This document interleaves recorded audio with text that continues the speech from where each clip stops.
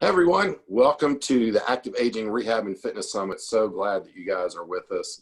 I am Cody S, one of the co-founders of the Functional Aging Institute. I'm an associate professor and really love working with older adults. And as my two guests that I have with me today also are just great colleagues in this area. We're really excited to talk about this topic that I think it's a pretty interesting topic to go into. So I'm excited to hear what each of them say, and you'll know very quickly why I've invited these two guys specifically to talk about this topic of, are kettlebells and barbells the future of geriatric care? And there's a lot of different ways that we can look at that. But let me tell you. So let me introduce you to these guys that you're really going to love. First, Dustin Jones, who is a home health physical therapist and also runs a fitness program in a CrossFit box. Is that right? Isn't it in a CrossFit box? Yeah, I don't know how it's working, but somehow people are showing up. You're making it work. So Dustin, tell everybody a little bit of kind of about your background and what you're bringing to our discussion today. Yeah, so I'm a physical therapist, but kind of pre-physical therapy school, I was really big into team athletics and kind of the strength and conditioning world. So got my CSCS and kind of had a sports focus going through school. And that was kind of an end goal for me, is to be like a therapist for some type of team, high school team, collegiate team, something along those lines. And then, once you get out in the workplace and you start to work in some of these different fields or in outpatient therapy, you realize it's not what it's cracked up to be. And so I ended up trying to explore different avenues or different settings. And so I found myself working a short stint in a skilled nursing facility and then doing home health, these areas in the world of physical therapy that people that have my kind of interest typically avoid like the plague.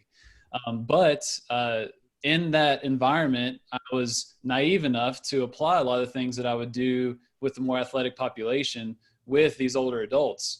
And their adaptation was just through the roof and rather quickly. And it was very motivating for me as a therapist. And so started to try and blend those two worlds together and really enjoyed working with these individuals that were traditionally viewed as medically complex and fragile, and people that typically we don't want to push very hard because we may hurt them, for example. To see that was not the case whatsoever, that we can challenge these individuals in a methodical manner and get some great results. And that was very rewarding to me.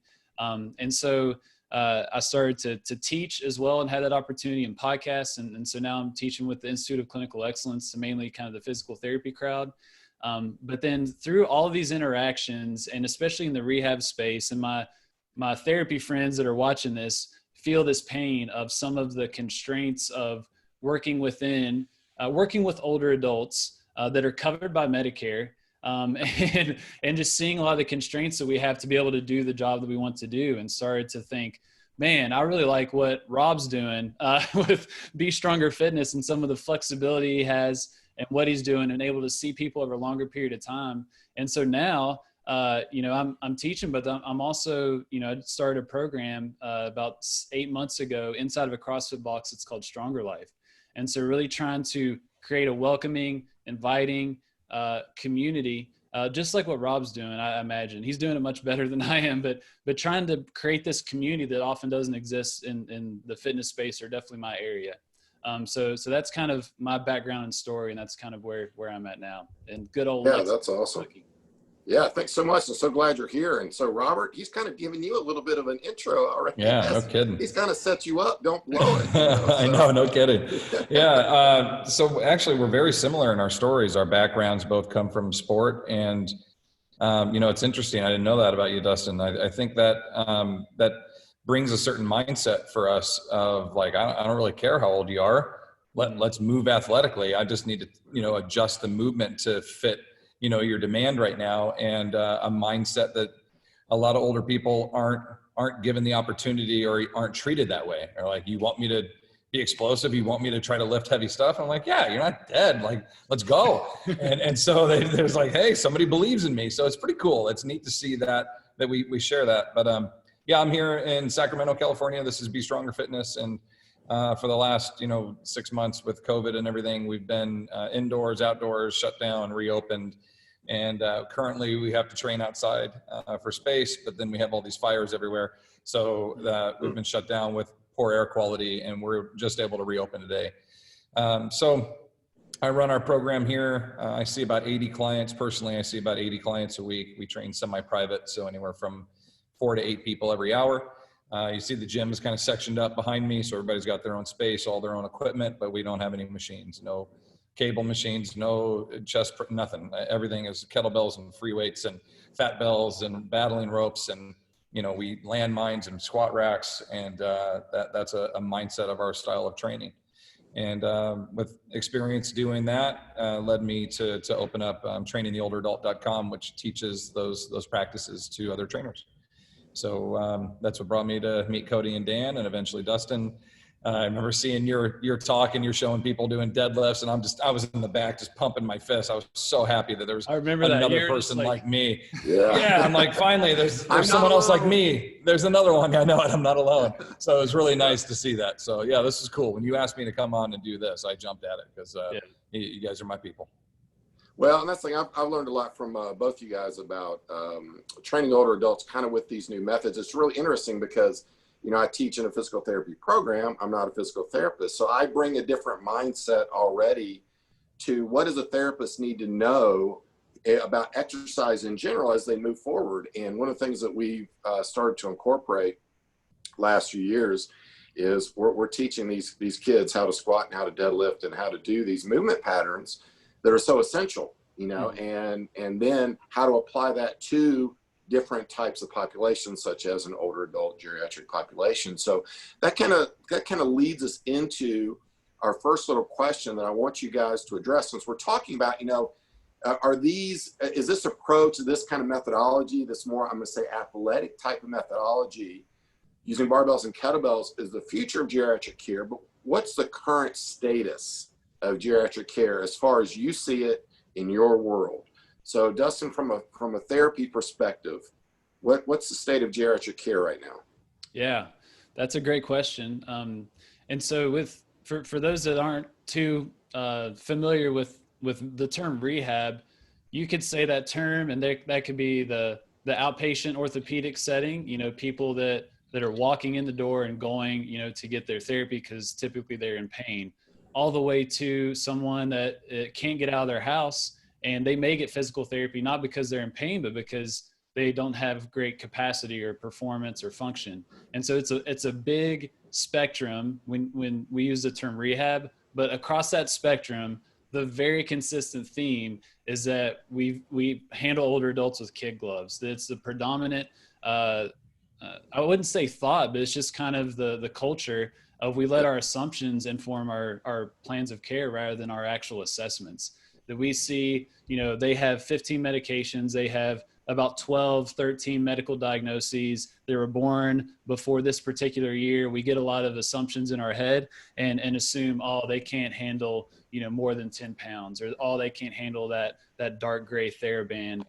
Probably going to do a lot of seated, supine activities. Some of those assumptions that really inform what we do. So you could go into an outpatient orthopedic setting, you could go into a home health setting, you could go in a skilled nursing facility, and typically it's going to be underdosed exercise, supine, seated, maybe some standing activities. But that's predominantly the theme. However, there are, pockets of individuals that are challenging that assumption. But if you were to kind of generalize everything, underdosed exercise, viewing people like they cannot handle a higher intensity is what I would say is kind of the state of affairs right now.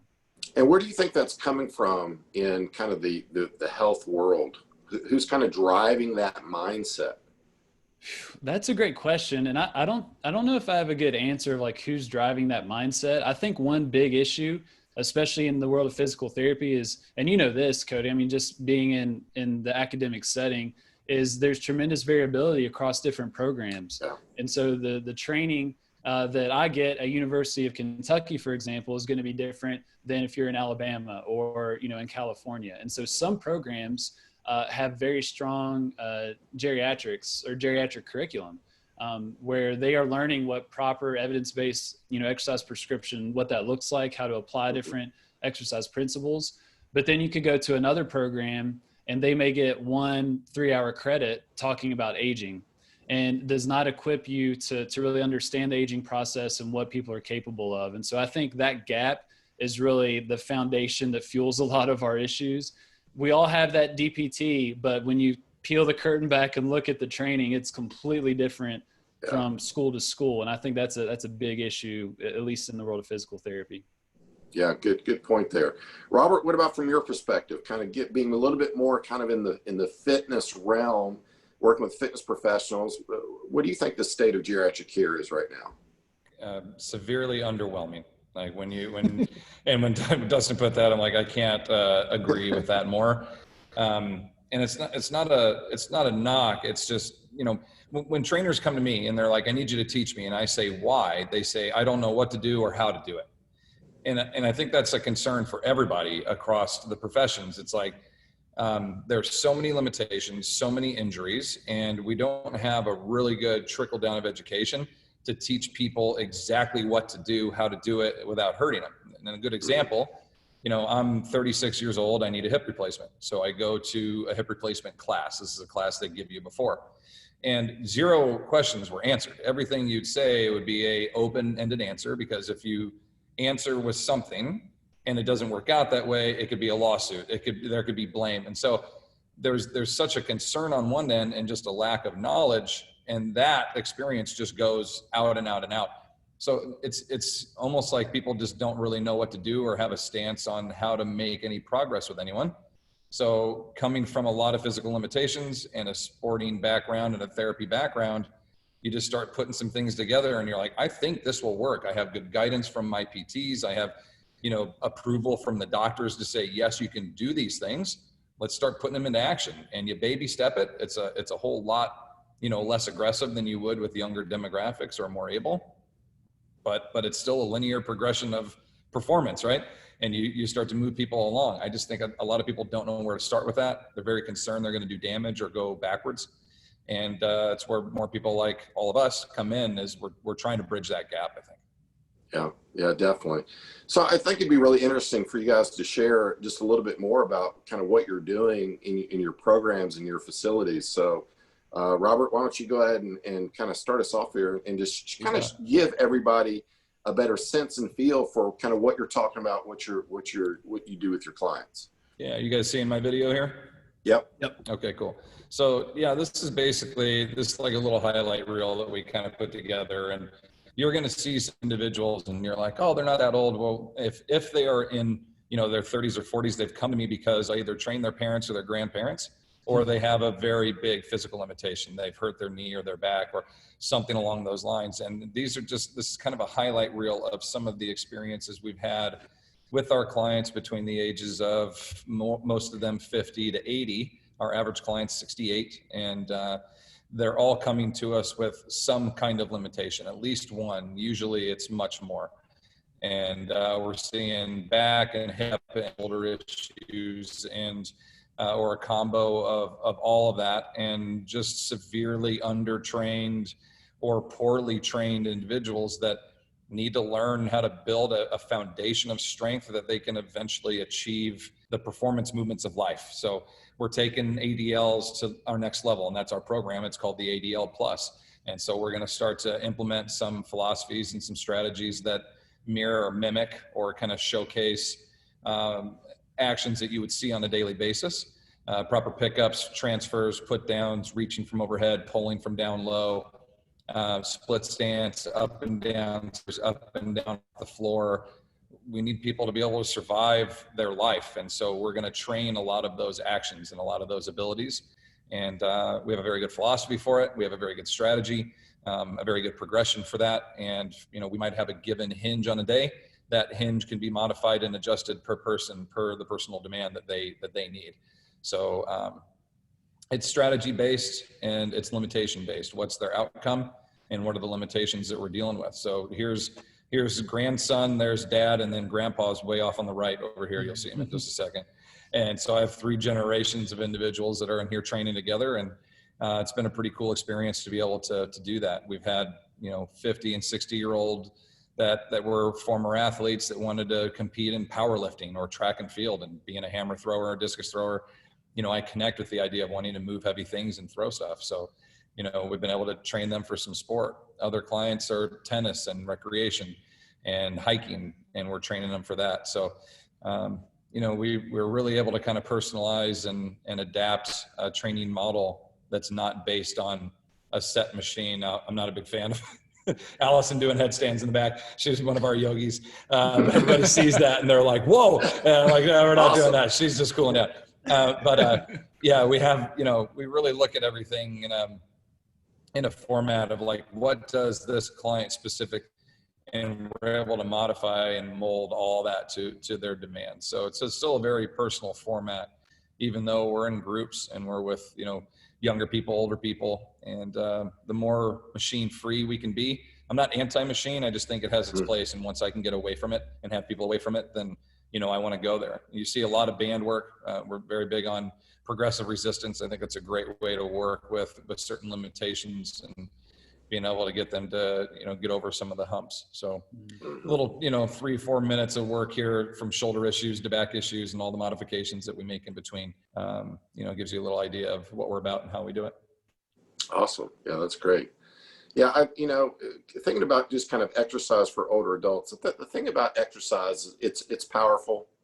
Exercise is powerful. I mean, even if you just got on some machines, did some basic machine work and basic cardio stuff, that's way better than doing nothing, right? So it's like, we don't poo-poo on that stuff, but we also know it's not optimal for so many people. Yeah. And especially when you're already 60 or 70, if you're trying to get a function back, that's likely isn't going to get you there, right? Yeah. Clock's ticking. Clock's ticking. Yes, like, and I'm not, people say that to me all the time. They're like, hey, it's better than nothing. And I'm like, I don't like that saying, because I'd rather you take half the amount of time and do stuff right, like do more efficient things that are programmed well for you, than 60 minutes of not garbage, but just like really inefficient, long, slow distance, LSD walking on the treadmill, machines with weight you already know you can handle. What's that going to, it's better than nothing. Well, yeah, it's better than sitting on the couch.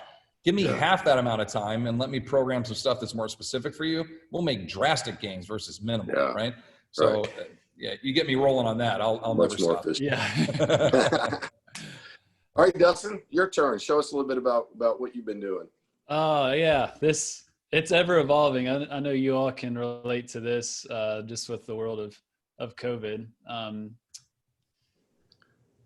Thumbs up. You all see that? Yep. Window. So yeah, I think, and what Rob mentioned in terms of, he's not against machines, and we saw a lot of the equipment he's leveraging. I think, and this is for me, like I'm new in the fitness arena from the standpoint of thinking about operational capacity and equipment, the cost of equipment, how much space that equipment takes, how many more individuals I could get in that space, but that particular piece of equipment is taking it up. Some of those logistical things that I haven't necessarily thought about before, and COVID has fast forwarded those lessons in such a manner that makes me grateful for a pandemic. That's probably the only thing I'm grateful for about what we've been through. But I think what Rob, his model brings up a good point. I think a lot of people that aren't able to really make their space more efficient, if they have these huge, massive, very expensive machines, they're feeling it right now, versus someone like Rob. I don't know if you all follow him, but if you watch the videos that he's doing and how he's able to adapt the class, but then also what he has, being able to adapt it into the home and go virtual, like it's been I just think you're very agile, versus someone that is like big machine, very expensive machine base. Like they have not been as agile as someone like you have, Rob. So I think that the point from just the training standpoint, but just from the business side as well, I think is one that we definitely have to acknowledge in this day and age. But so that's why you see people out on this busted up concrete pad. So Stronger Life exists within an existing CrossFit box. That's not an ideal scenario. Obviously there are some strengths, but there are constraints when you're working with another business, you're inside of that. And when those businesses don't have the same end user, a culture of a lot of boxes may not necessarily be suitable to a lot of older adults. So we're very aware of that and trying to overcome that where we can. So this was when we got the green light to start to exercise together.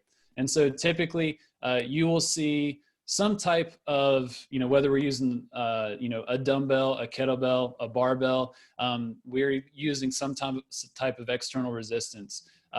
We've learned that the rower, for example, takes up a whole lot of space. We haven't been leveraging the rower as much because we have social distancing guidelines, and we would rather use that space for something else than the rower. But we do a lot of those kind of big compound movements like Rob was speaking to, based on what they want to do, what they want to be able to do. And also they're just really good at getting people very, very resilient. So stuff like deadlifts is a big one. We'll leverage a barbell as well. This is inside. We've got people marked off and able to modify in different ways. Right here, this is more of a sumo stance for individuals, and we'll take this movement and try and tailor it to the individual. So all these people did pretty well in terms of getting the bar to the ground. We may have an elevated surface with some PVC pipes, parallettes, if you will, to reduce that range of motion, but still emphasize getting load.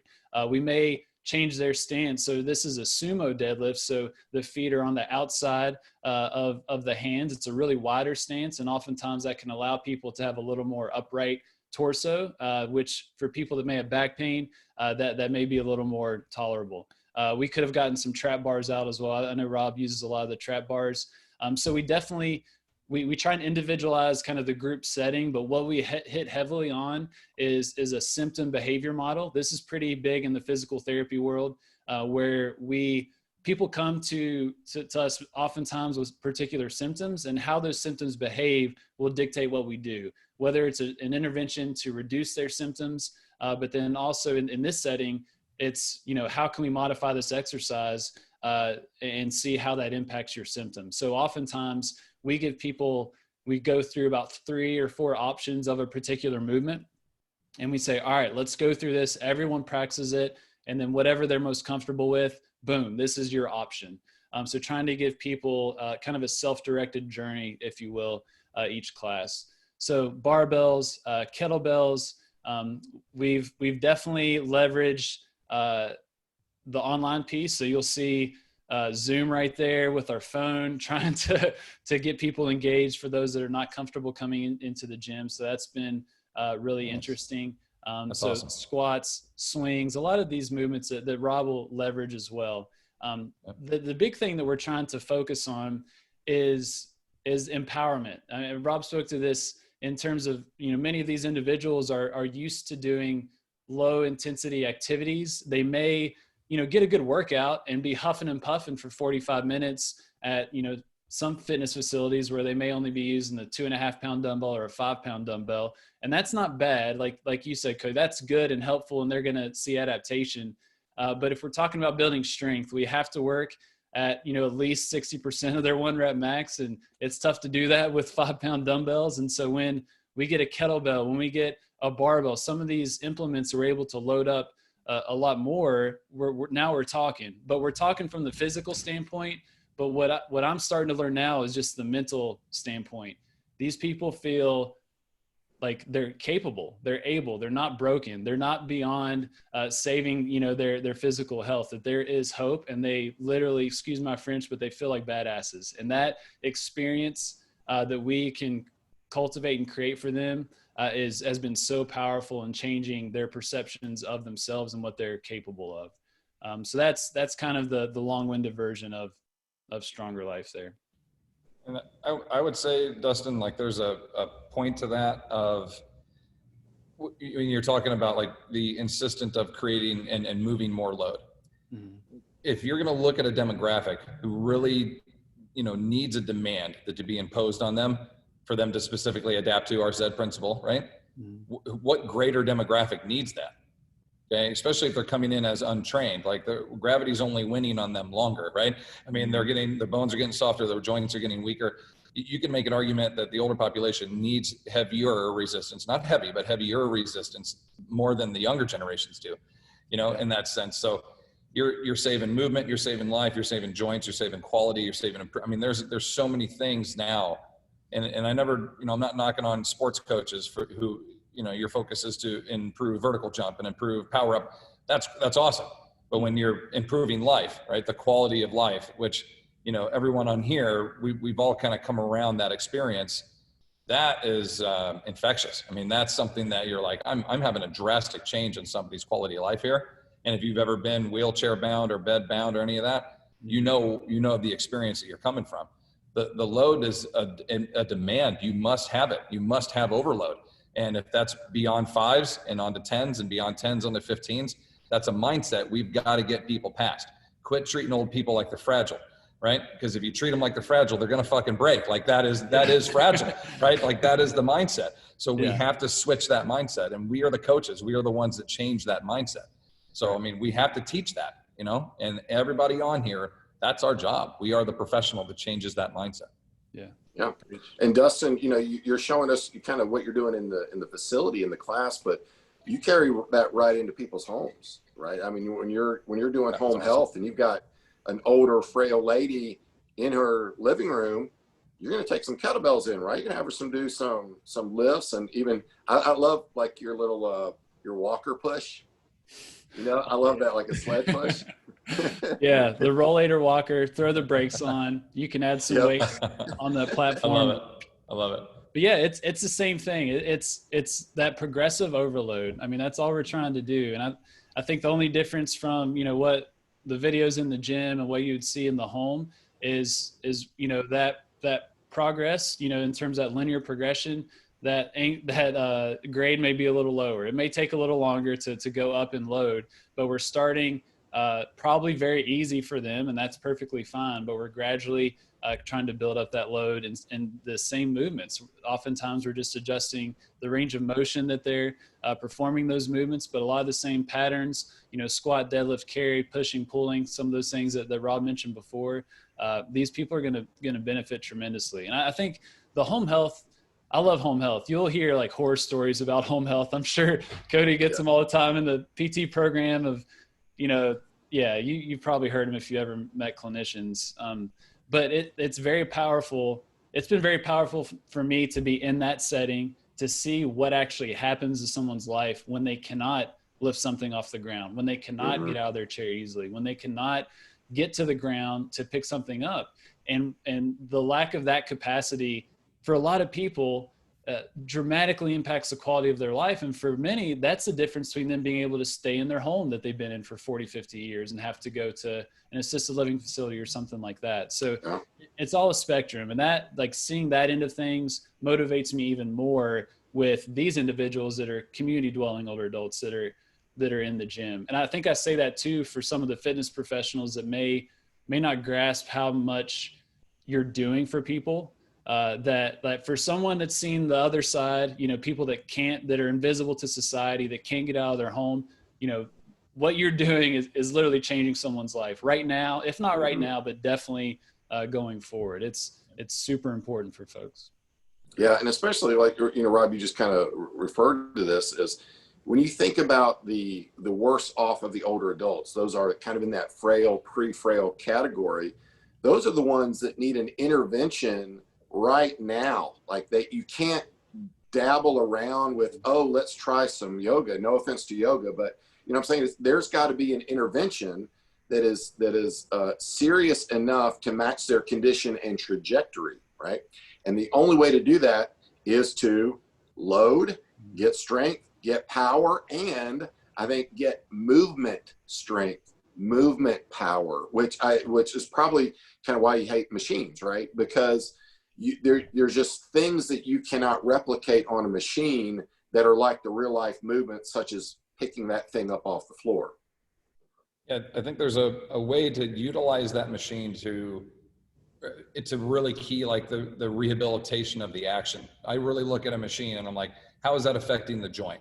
Once that joint is better, let's get away from the controlled leverage of the machine, because now that lever can do the action, right? The joint can do the action. And so when you start to look at like a foundation of which a home is built, if we're going to build anything on that home, the foundation has to be solid. And we are the same way. You want to be better at yoga, the foundation has to be better. You want to hike, you want to golf, you want to tennis. It doesn't matter what it is. Give me a thing. I want my back to not hurt anymore. I want to golf. I want to hit the ball further. I want to hike. Anything that you want to get better at where me making you stronger doesn't help you get there quicker, right? So all it does is improve the foundation. But without overload, there's no adaptation. There's no change. And that's proven. So when you have people that are like, oh, I'm going to get bulky. Come on. Number one, you're like 80. That's not going to happen, right? Like, that's not going to happen. Let's get past that one. We can prove that one. Yeah. The other one is like, I'm going to get hurt. I know how to progress this. It doesn't help my business to hurt you. So let me trust the process, right? Let me show you how to do that. But the science will show and will prove that if we just give a little overload and you get better, and a little overload and you get better, and we just progress that appropriately, it's going to make you better at yoga. It's going to make you, and so the foundation just breathe. This is the glue, the linchpin that makes all that other stuff better and prevents injury, etc. You know, so it's like I feel like we found the secret sauce. You know what I mean? To like get people able to be able to keep living instead of just, you know, not to be dramatic, but to just like wither, you know, to slowly die with this. Like you can live all the way up. I got 90-year-olds that are capable and able, and they're throwing their walkers away and they're literally like tossing them down, being like, I'm walking home. Mm-hmm. Talk about changing a life, Dustin, right? You bring that up. I mean, that's fantastic. So anyway, that's what makes it all worthwhile. For sure. Yeah. I think too, like this conversation makes me think of last year when we were out in Albuquerque for the FAI summit and the National Senior Games was going on at the same point.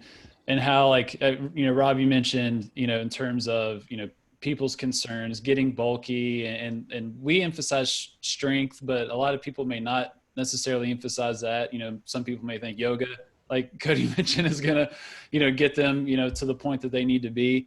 And what's been interesting, and especially since last year, because I was able to spend some time with Becca Georgery. She spoke at FAI Summit. She does the SAFE fitness screen for all the senior athletes.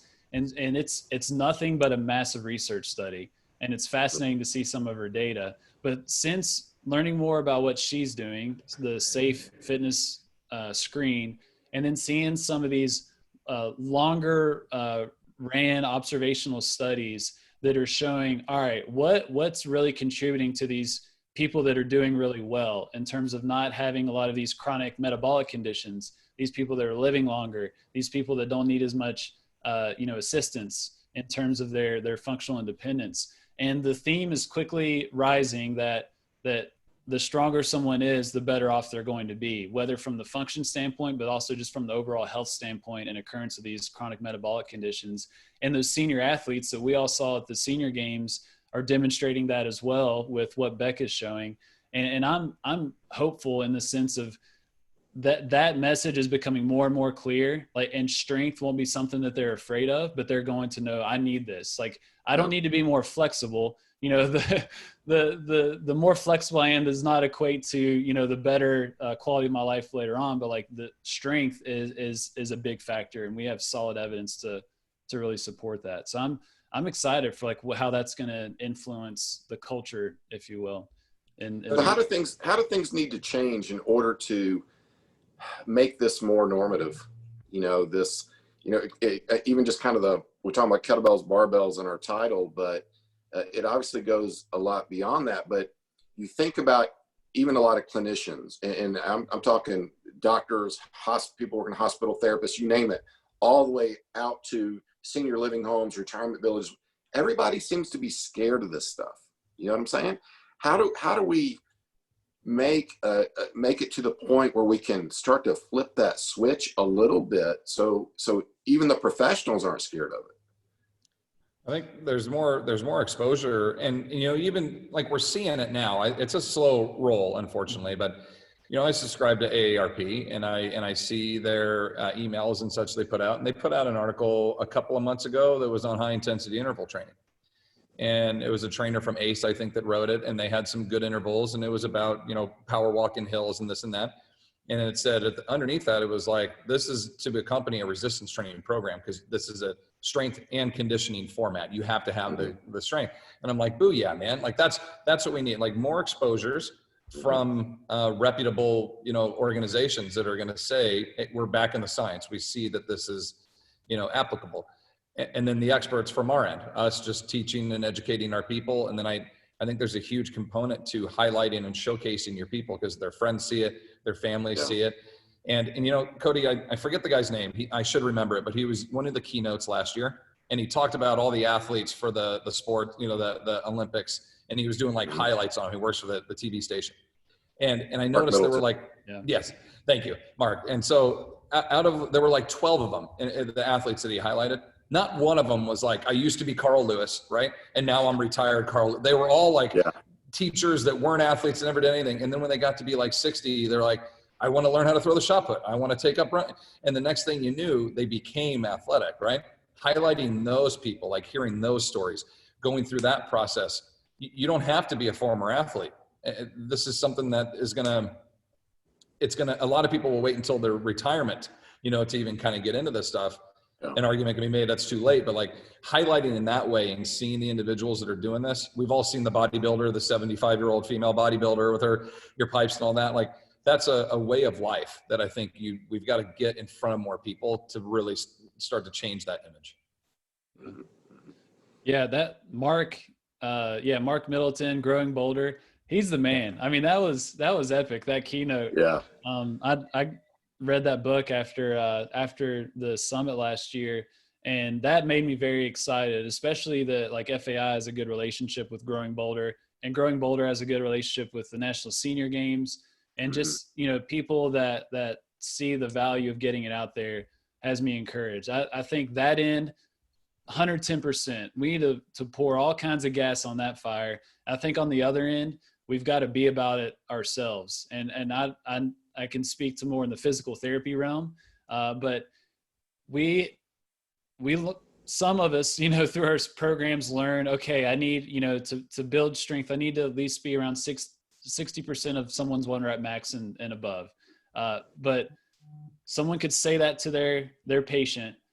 And I would say the vast majority of clinicians have never really experienced what 60% of their 1 rep max feels like, or regularly train at a percentage, regularly focus on doing some of these movements that they're actually prescribing.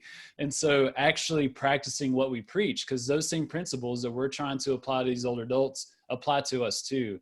And so our actions speak so much. And I can speak to this from the ICE, or Institute of Clinical Excellence side of things. We put it on our shirt, be about it, because that's been the biggest way for us to influence our peers and colleagues, is that we take a very fitness forward approach. But if I'm just a physical therapist that just says you should exercise more, but not demonstrate that with my actions, my lifestyle, my way of being, then that's likely going to fall on deaf ears. My actions are going to speak so loudly. And I've experienced that with my colleagues, of how I've been influenced by some of my, peers, whether in person or online, but how, I've been able to influence others as well. And I think just practicing what we preach, but then also showing that, demonstrating it, and we've got lots of options to do that now, speaks very, very loudly.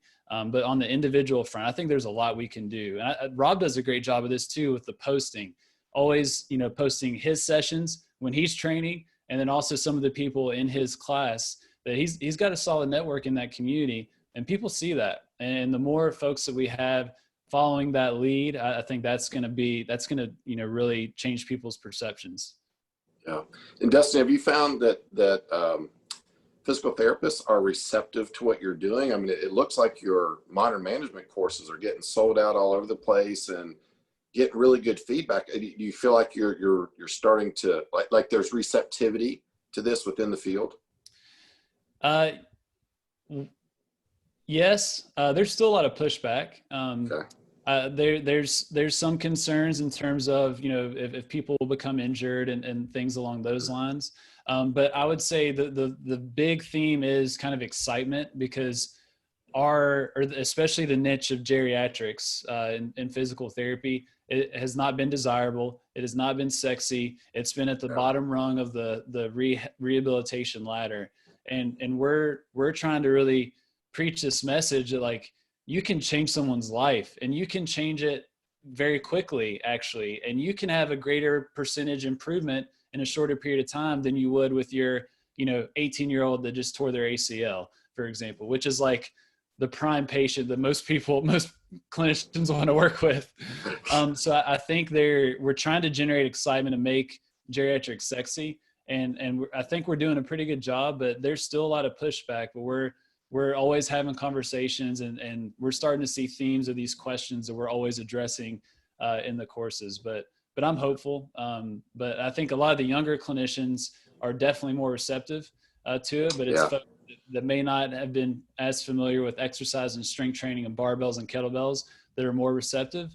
But yeah, I think it's a generally positive trend, I would say. That's good. That's good. I'm always encouraged and discouraged by our physical therapy students that we get and go through our program, because it's the same thing. So many of them don't exercise, they're out of shape, they've got issues that they're dealing with, and they get out of the program and nothing has changed, right? You can tell there's still no more interest in exercise and helping themselves. And I keep right first day when I have them, I say, look, you are your best guinea pig, right? You've got to experience this in order to understand how other people experience it.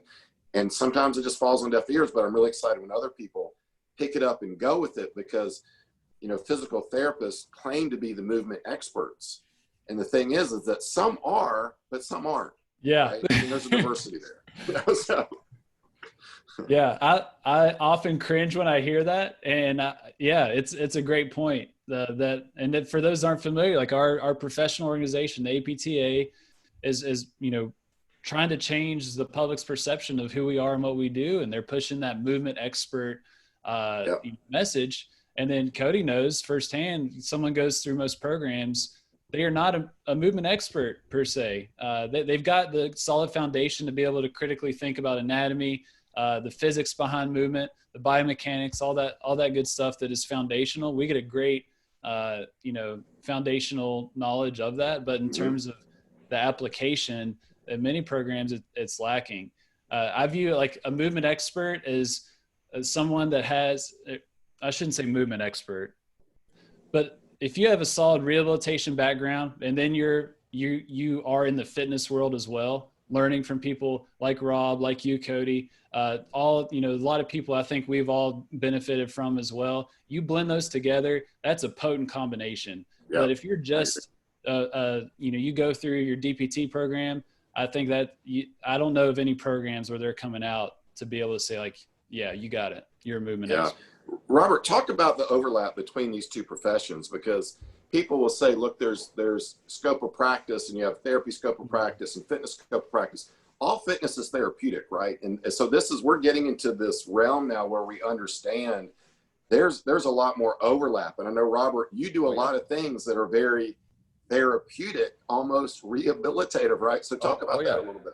Yeah, that used to be a gray area that was like this big, and now it's like this big, right? Like we've expanded, we've opened that up big time. In 2011, I went to the NSCA National Conference with our physical therapist that we work with, and he and I gave a co-presentation about how physical therapy and personal trainers can coexist, and how we can create basically an overview of a client from the therapist. Do this, don't do this.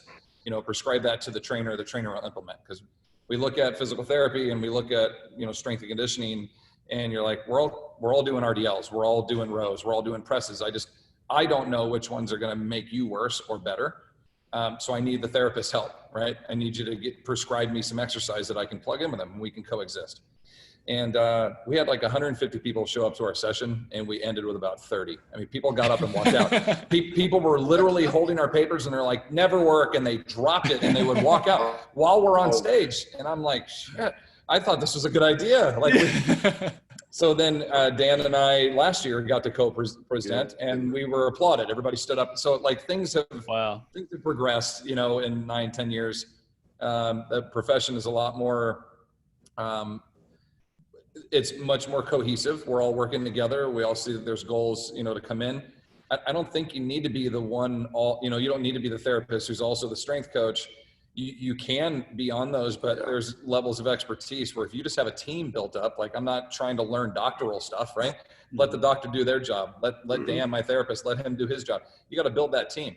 But there's a lot of therapists I've been out there. I'm like, I'm not going to work with you. Our minds are not on the same. I talked to Dan and he's like, I want to get all your people to be athletic. And I go, I love that. None of them are athletes, but I want them to move athletically. Right. So like that mindset works here. And so he and I we hit it off to the point where he's rehabbed my hips and my back and, all my experiences. So I know how he works. And that's what really kind of gelled that. So I encourage a lot of trainers to find therapists and a behavioral counselor and a nutrition, a dietary guidance or a registered dietitian, find a medical team, like find your group, find your team and be a part of that team, be the trainer, be the one that people are like, that guy or that girl's an expert with, and they fit into the cog of this where we're all trying to achieve the same goal rather than trying to do it all yourself. Cause it's like a Swiss Army knife. Like it can do everything, just not all that well. I'd rather you do your one thing exceptionally well and have your team. Uh-oh, we lost Cody. The hurricane get him. There he goes. Okay, good. So yeah, I mean, I think, encouraging people to find their team, find their fit, I think is really good. And it's just so much more available. And there's a willingness for people to do that, and not to continue on forever, but with the exercise selection, like the more experience you have working, the more I've had the chances to work with Dan and to hear what he's, why he's prescribing and what he's putting in there. I'm learning in that process. And I'm like, if I know this is beneficial for a rotator cuff and a shoulder injury, why would I not just implement that with all my people? And so it just becomes like standard practice for me to just kind of start doing that, where almost everything, like you said, almost everything we're doing is therapeutic.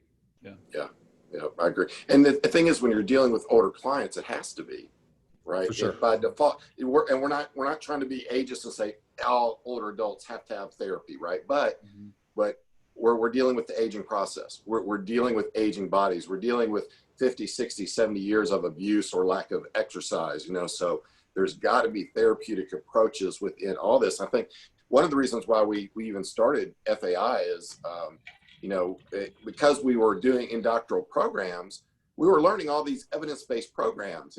This has been shown to work, and it's in a program. Here it is, and no fitness professionals would know anything about it. And I think it's been interesting is I've come to find that a lot of therapy professionals don't know some of these evidence-based approaches as well, and I think so. That's a little frustrating, but also I think all of us with similar but different messages and different audiences need to keep, working together and collaborating to make a difference, to make an inroad. So, yeah. Well, I want us to wrap us up.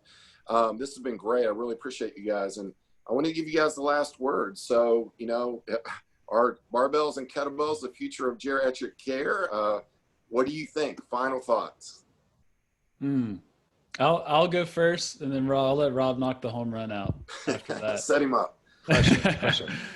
So I'll speak to the physical therapy setting. Yes, I think they are the future. However, I don't want to swing so far on the continuum to where we forget some of these helpful tools, like the pink dumbbell, the 2-pounder. I know everyone's got the pink dumbbell, the 2-pounder. That's very applicable in certain situations. Absolutely. I love green TheraBand. I'll still use it every once in a while. However, the dumbbell, the kettlebell, the barbell that actually gets up to an appropriate load to where people are going to be challenged at an appropriate percentage of their 1 rep max with some of these more foundational lifts. I definitely think it is the future. If we're looking to really change people's capacity, change their quality of life, really improve their functional independence, whether they're kind of the just retired 65-year-old or the 95-year-old that just got out of the hospital from having COVID-19, for example. It's very applicable across that spectrum. And as it stands right now, I think we definitely need to move into that direction of having some of these more substantial implements like a kettlebell or a barbell. But I'm not dragging a barbell in the trunk of my Honda Fit. I'm not going to do that. I'll stick with my milk crate of kettlebells there. There you go. Good deal. Yeah, I completely agree. I think that just the idea of free weight and the idea of progressing overload, be it whatever implement you're going to use. I love barbells with hinge points, pivot points, landmines. I love 2 leverages working together to lift more load because you reap the benefit, right?